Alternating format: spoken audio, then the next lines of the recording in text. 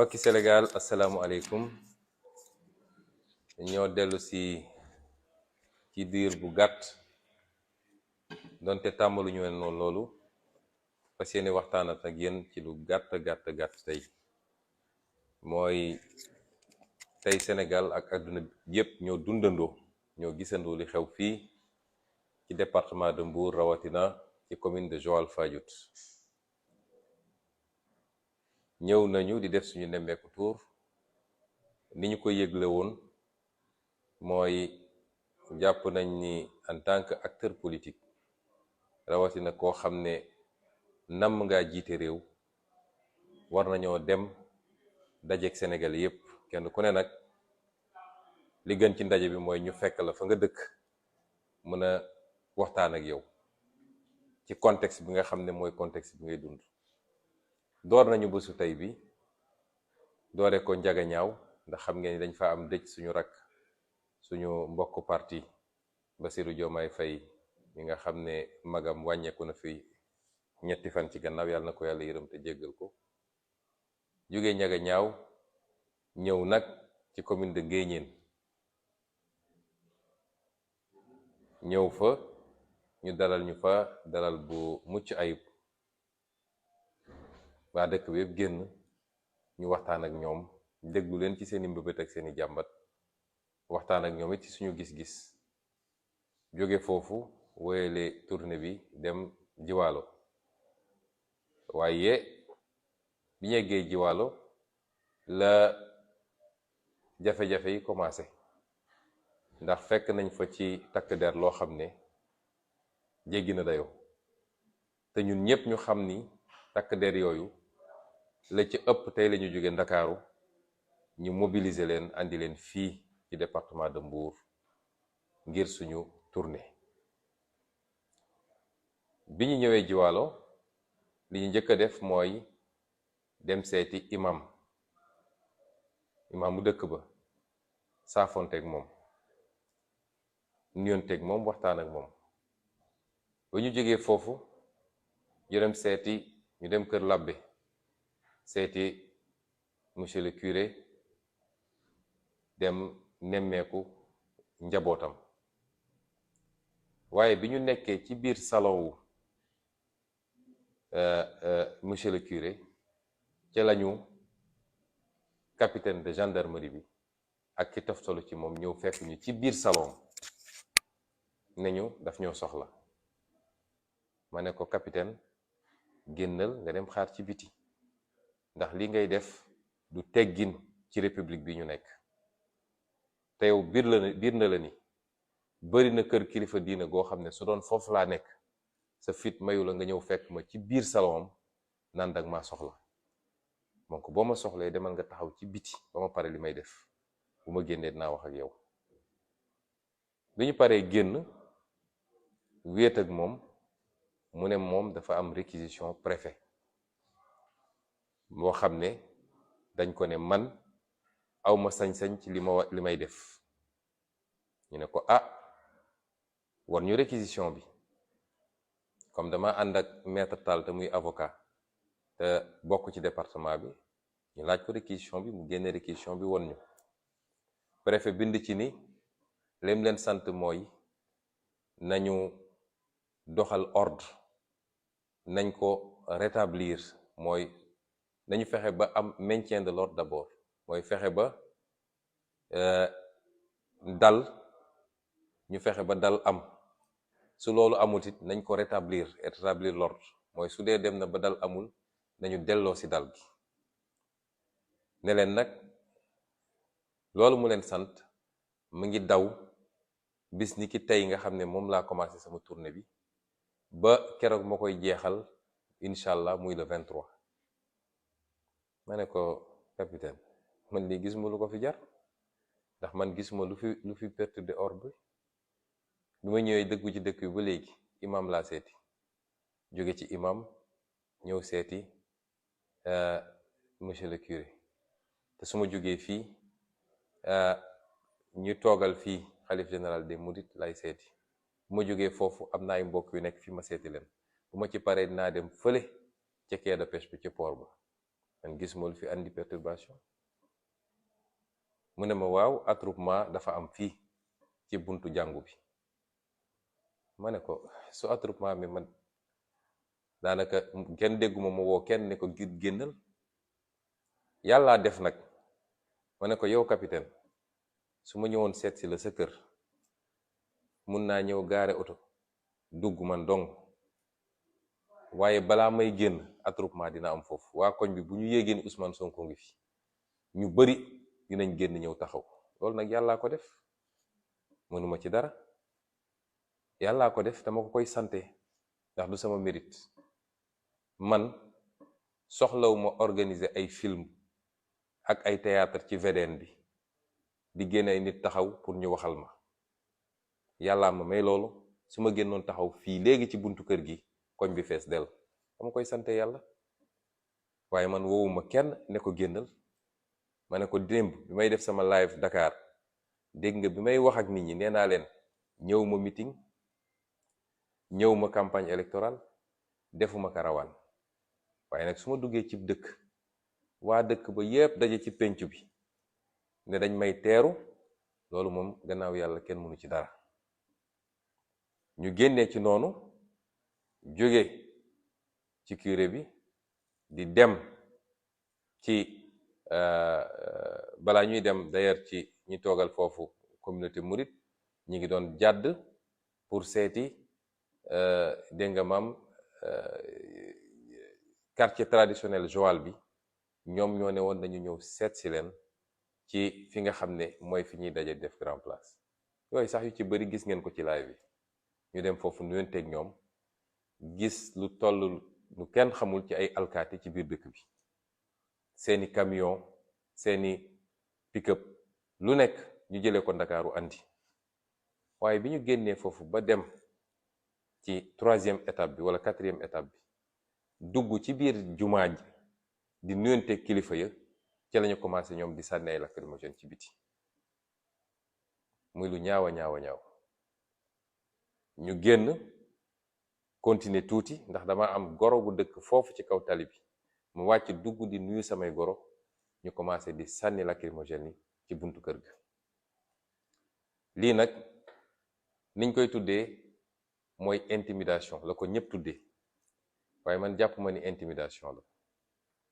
li ma jàpp mooy ki leen yebal ñoom ñëpp muy président Macky Sall tiit na tiitaange goo xam ne, jaaxle na jaaxle goo xam ne, ñàkk naa gëm yàlla ñàkk gëm goo xam ne, parce que lu jeex na.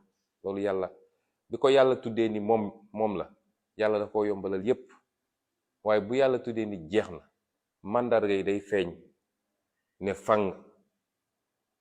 waaye moom ñàkk a gëmadi yàlla gi mu ñàkk gëm yàlla moo tax mu jàpp ni war naa mën a forcer mbir yi, ba jàpp na ni Ousmane Sonko warul yëngatu ci réew mi. seen stratégie ñoom mooy fexe ba kuy politique rek na nga toog Ndakaaru, bés bu ne ñu dugal la ci ay débat yu ñàkk fulla yu amul solo, ñu jël ko amplifier ko par voie médiatique. ñu bàyyi li nga xam ne mooy fulla Sénégal nekk ci débat yoo xam ne am diw andil diw wax na lii, diw for na lale, diw saaga na kii.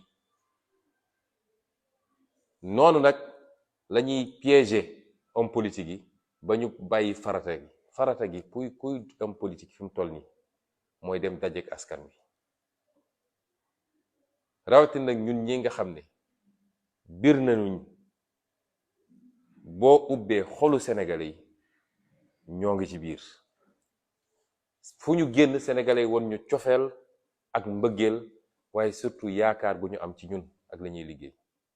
moo tax piège boobu, bulle boobu nga xam ne dañ koy alimenter jaarale ko ci waxu média réseaux sociaux, ñun dañ ko yëkkati teg ko fële dellu si ci réalité bi. te réalité bi mooy fee ñu jóge ci àll ba fekk fa sénégalais yi, saafonteeg ñoom, ñu wax ñu seeni jafe-jafe ci suuf suñuy jaay, seeni jafe-jafe ci ñàkk liggéey, seeni jafe-jafe ci seeni pajukaay, seeni école, seeni jafe-jafe ci seen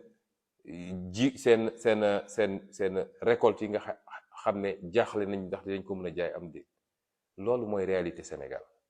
te ci réalité boobu la ñu fas yéene nekk fukki weer yi di ñëw. may wax nag Macky Sall pour mu dégg ko bu baax, ndax man du ma wax ak ministre am ab suq la rek bu ñu yónni, du ma wax ak préfet dañ koo def loo rek mu def, du ma wax ak ñii nga xam ne ndeysaan ñoo ci gën a sonn alkaat yi, ndax li ma gis tey ci gendarme fii ci Joal te li ci ëpp jóge Ndakaaru, bi ñuy dugg Mbuur li ma gis tey ci GMI ñu rangale seeni camion te li ci ëpp jóge Ndakaaru, ñu leen di sonnal di leen fananloo ci mbedd mi. waaye baax na ci tournée bi ndax gëm naa ni nag maa ngi doog a am kaaraange, ndax lii ma gis nii président de la république sax duñ ko jalonel noonu buy génn. waaye may wax ki leen yebal ñoom ñëpp muy Macky Sall, ma fàttali ko ni bi ñu dooree jàkkaarloo moom ak man ba tey xam na ni su amee ku ragal moroom moom moo ma ragal. moom Macky Sall xam na ni lu toll ni tarfata ayn ci ragal lu jëm ci moom man awma ko. bu doon dese na sago ak xel dina xool neneen nu muy doxale. moom moo yor nguur, yor l'armée, yor police, yor gendarmerie, yor justice, te su tëddee ku ko yeewoon 3 heures du matin ko Ousmane Sonko mu yuux àll bi yépp. waaye awma lu toll ni tarfata ayn ci ragal ko malgré li mu yor yépp. ma koy gaaral nag di ko garantir ni ko bu soobee yàlla nemmeeku tuur bii ñu door niñ ko commencé lañ koy wéyalee ñu mu gën a calmer. bu ñu xëyee ëllëg dañuy continuer dem fi ñu war a dem, muy Malicounda muy beneen dëkk dinañu continuer suñu nemmeeku tuur, ndax ñun kenn mënuñoo intimider. bu dee nag nii lañ ko bëgg a doxalee lañu andi ci armée gendarmerie boobu andi ko ci police andi ko ci renseignements généraux, loolu lépp nañu topp fu ñu dem rek. waaye du tee nii ma ko commencé bu soobee kii bind dinañ ko yeggalee noonu. may wax ak nag patriote yépp na seen xel dal, nañu continuer la ñuy liggéey. ñoom nañu jël seen responsabilité ci provocation yi ñuy def te àdduna yëpp gis ko. lu ci am rek ñëpp dinañ ko gis. may dellu nag di waxtaan ak sénégalais yépp, kilifa yi, citoyen ordinaire ak ku munti doon. tooñ baa ngi bëgg a ëpp de te ñëpp a ngi koy gis. ci la ñuy xëy ci la ñuy gont. moom Macky Sall am na sañ-sañ saa yu ko neexee mu taal otoom dem fu ko neex ci réew mi dajale nit ñi jox leen xaalis pour ñu yooxu turam. waaye ñun amuñu sañ-sañ génn ci réew mi dem dajeek sénégalais yi soxlu ñu leen jox xaalis te fu ñu dem par yàllaa ko defee noonu sénégalais yëpp génn ñu saafoonteeg ñoom wax ak ñoom. loolu du am de. dinañu continuer suñu tournée incha allah nii ñu ko doxalee. moom gendarmerie ki ko jiite fii nee na man amuma droit am convoi. waaw kan moo mën a gis Ousmane Sonko fii mu toll ci réew mi ne mu ngi génn moom dong di dawal otoom wala moom ak chauffeur am dama ngay dem tournée. dëkk bi bis bu ne convoi am fi, moo xam sëy bu ñuy takk, moo xam ñuy dem sport, moo xam leneen ak leneen. moom bis bu ne mu def convoi. waxuma convoi politique nag, waxuma convoi boo xam ne état wee ko tax a jóg, waaye convoi politique bis bu ne mu def ko. ay ñoñam bis bu ne ñu def convoi. dinañ def convoi. ma ànd ak ñi ma war a ànd ak yépp ñu def suñuy oto, sama sécurité mat sëkk, sama communication nekk ci, ñu dem nemmeeku ñi ñu war a nemmeeku. lii nag lañu bëggoon waxtaan tuuti ak Sénégalais yi te gën a dalal xelu ñi nga xam ne am nañu jeexi jaaxa. àdduna dafa am fu muy toll. ku nangu nooteel ak jaay doole luñ la tegati dagan na. dañoo nekk ci réew bu tudd Sénégal am ay charte. moom mii di wax tey diggante 2009 ak 2011 dafa wër Sénégal yépp président Ablaye Wade musu koo tere ne ko doo dem doo dugg dëkk sàngam te musul dem moom dong da doon ànd ak ay ñoñam ñu dem. kon suñu nangoo tey mu imposer ñu lii bu yeboo ñu arrêté li ñuy liggéey. li yëngu nag li ko yëngala ko ëpp doole mooy tiitaange bi nekk ci ñoom jamono ji. élection yi ñu génn ñëpp gis nañu réewu taax yépp wala dëkku taax yépp dañ koo ñàkk. boo gisee bi ma ñëwee Mbour dama ne man Mbour commune taxumaa jóg waaye dëkkaan yi ci biir ñoo ma tax a jóg ndax Mbour commune ñoo ko gañe woon ci élection bi passé donte ñoom ñoo gañe département yi fu ñu gañe département rek ñun ñoo gañe commune bi moo tax man dëkkaan yooyu moo ma intéressé te kenn mënu maa tere dem ci dëkkaan yooyu. kon mbokki Sénégal dañoo bëgg ku am kàddu war a mën a wax ak Macky Sall ne ko li mu nekkee du dëgg na waxtaan ak moom ndax moom mooy taal fitna ci réew mi. bi mu fi nekkee ba léegi fitna ci fitna la tegu.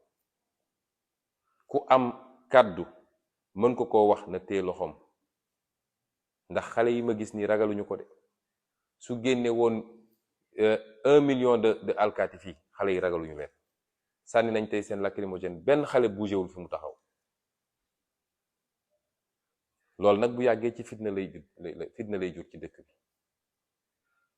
kenn mënuma imposer ma dem toog Ndakaaru naan maa ngi xaar 2024 damay def samay tournée.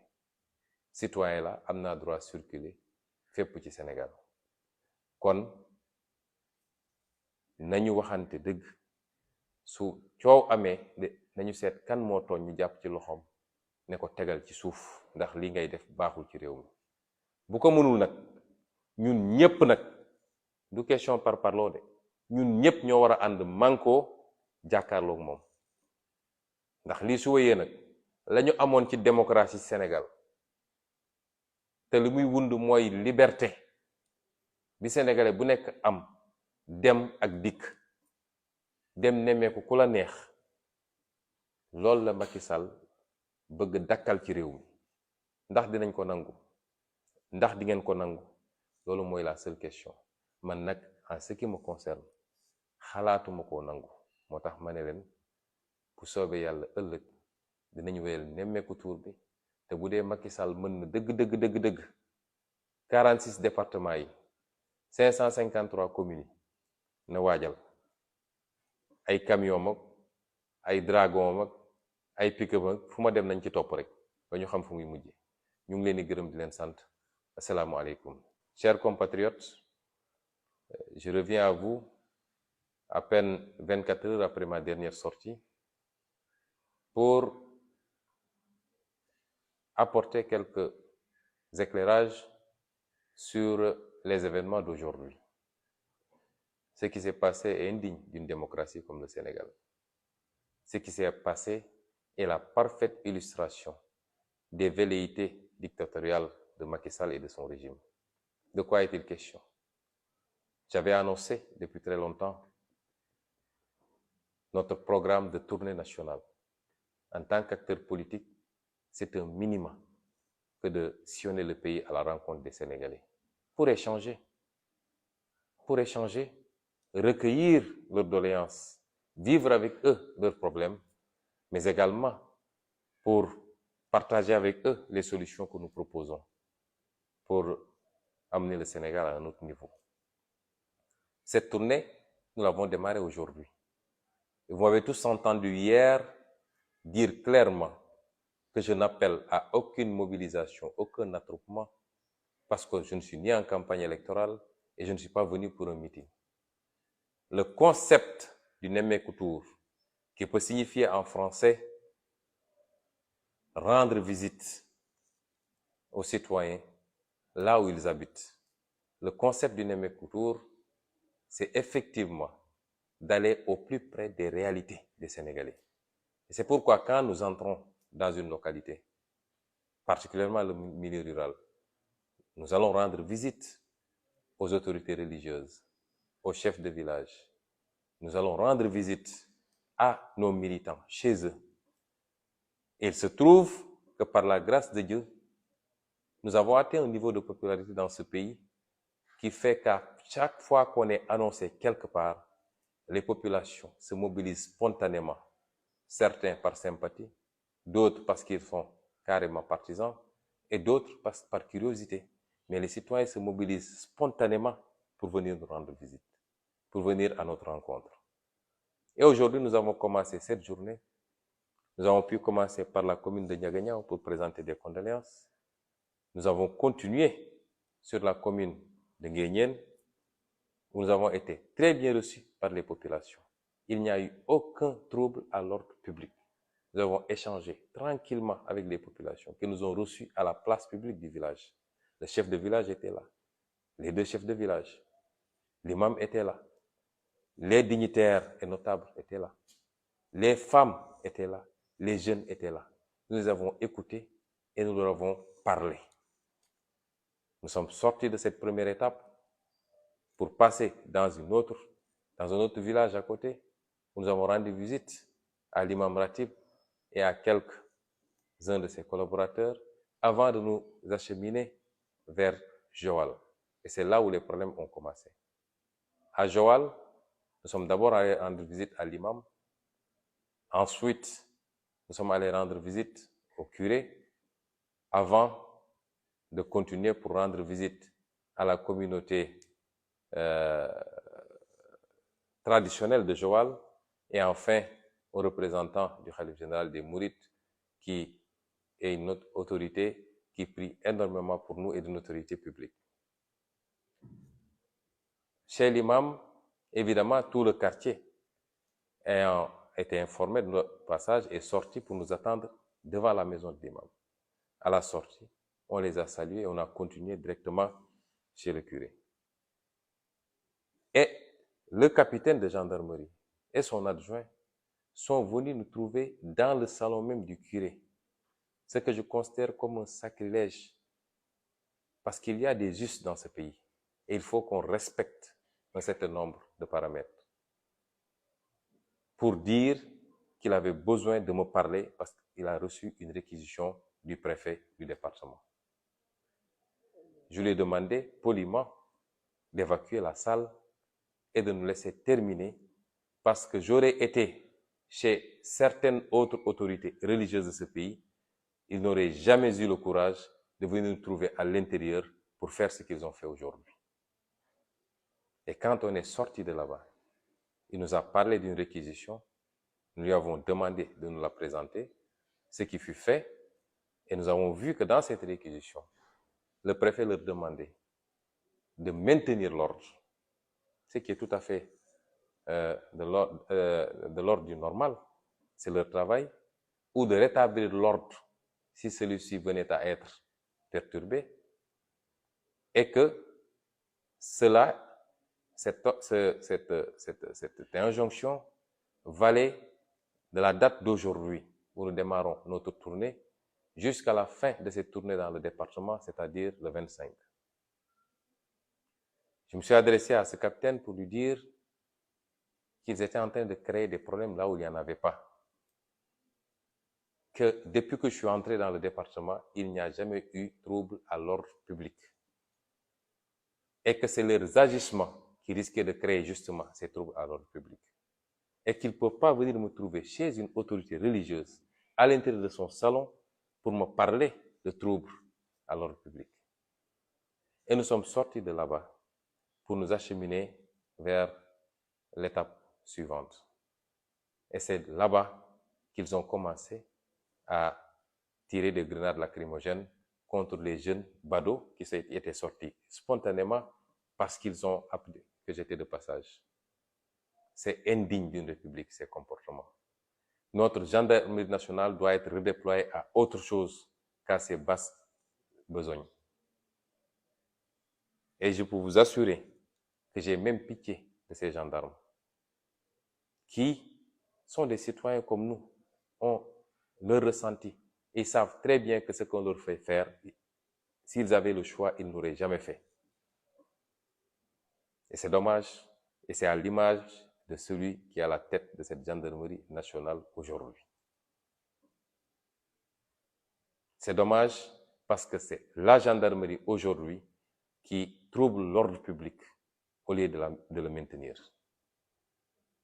C'est dommage parce que, à force de se comporter comme ça, ils ont fini par créer une situation de défiance systématique vis-à-vis des forces de l'ordre.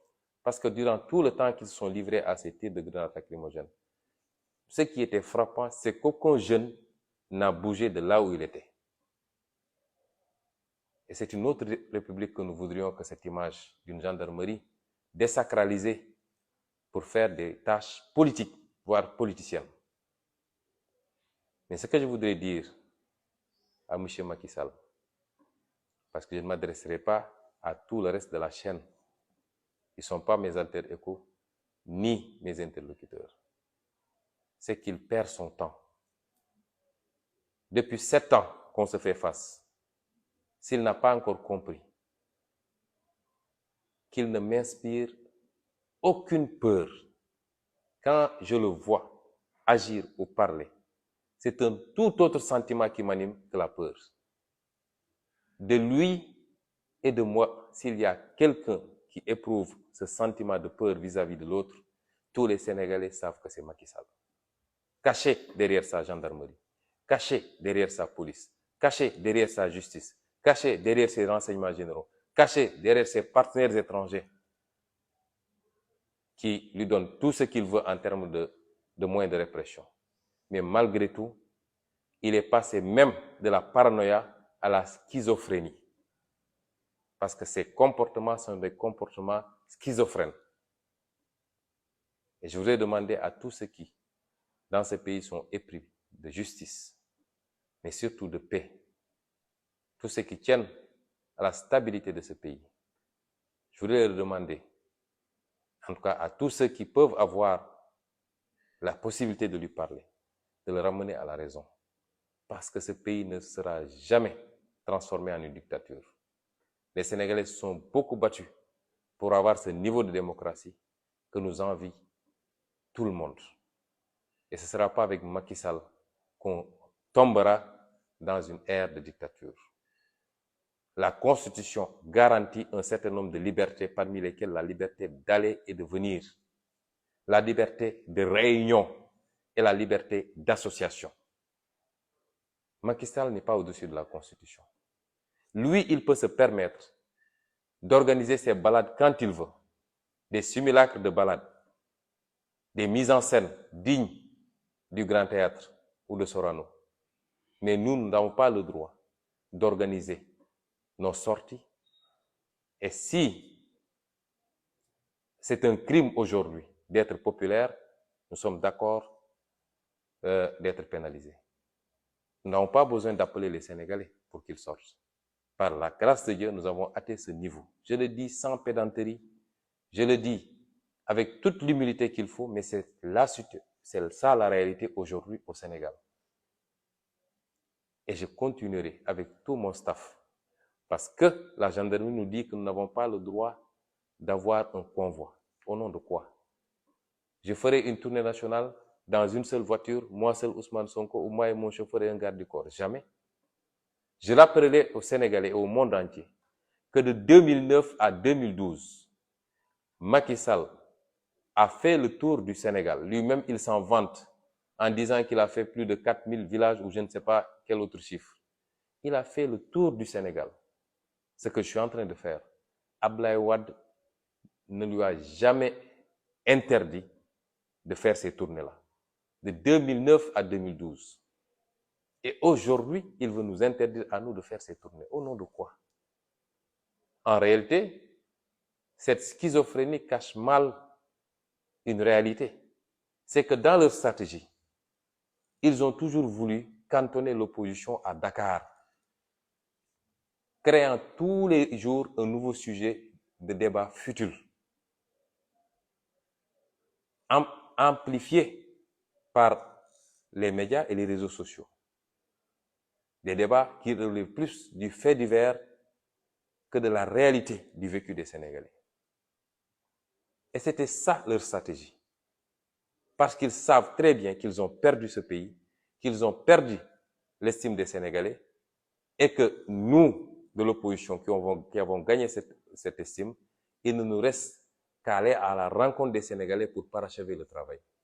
Et c'est ça qui leur fait cette peur bleue, qui les amène à se comporter de cette manière-là.